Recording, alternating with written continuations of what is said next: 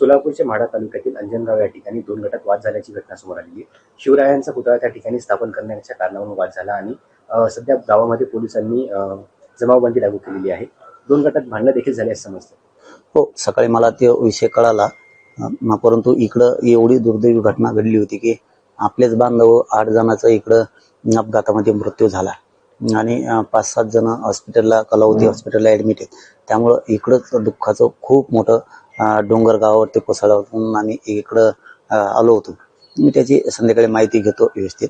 परंतु माझं सगळ्यांना आग्रहाचे विनंती आहे, मराठा असो किंवा धनगर असो, तुम्ही शांततेनं घ्या. आपण बसून त्याच्यावरती काय विषय त्याच्यावरती तोडगा नक्की काढू. कारण आपण मराठा समाजाने धनगर समाजाने आपल्याला कोणी तोडण्याचा प्रयत्न करतंय का, असा काही डाव असू शकतो का या माध्यमातून, याच्यावर सुद्धा बारकाईनं लक्ष ठेवलं पाहिजे. मग तो विषय कुठलाही असो, तो भूमचा असो किंवा तो आपल्या कळमचा असो किंवा कुठलाही असो. आणि आता कालचं झालेलं तुम्ही म्हणताय ते अंजनगावचं, तिथल्याही बांधवांना माझ्या मराठा धनगर दोघांना आव्हान आहे की कुठल्या तरी नेत्याचं ऐकून कुणीतरी काहीतरी काय म्हणते त्याला ती भडक अशी प्रतिक्रिया देईल आणि तेढ निर्माण करत, तर नेत्याला याची गरज नसती. ते हमेशाच इकडं तिकडं पळत असते, बोंबलत त्याला ती सवयच असते. नासक्यापणाची इकडे जाय तिकडे उलशी खाय इकडे उलशी खाय, त्याला ती सवय असते. धनगर बांधवांनी मराठा बांधवांनी समजून घ्या आणि शांतता ठेवा दोघांनीही.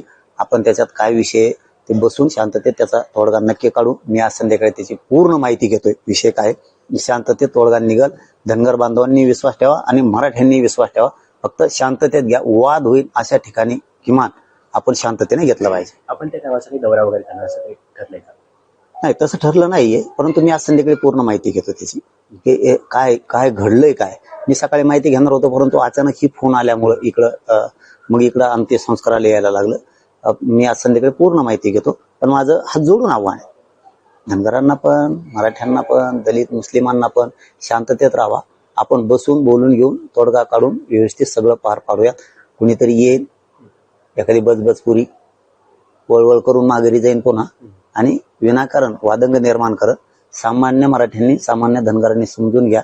शांततेत ते सगळं समजून घेऊन 100% आपण त्याच्यावरती तोडगा काढू. मराठ्यांनी समजून घ्या शांततेत आणि धनगरांनी समजून घ्या.